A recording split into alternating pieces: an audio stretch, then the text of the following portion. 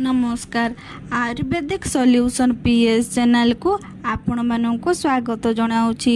आज आसतु जानिबा छोट पिलांको मुंडरे घा हेले घरोई उपचार द्वारा किपरि भल करि परिबा। बहुत सहज उपचार अछि, ध्यान दे शुणन्तु। बरगछर सुखिला पत्र आनी पोड़िबे और धुआं पत्र को मध्य पोड़िबे। एही दुई भस्म कोनारे छाणी नेबे।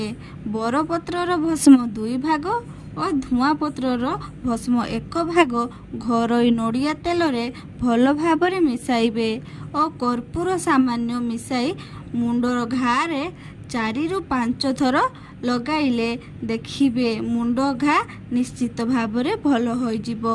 एही भिडियोटी भल लागिथिले लाइक शेयर एवं सब्सक्राइब करने को जमा भूलिबेनी।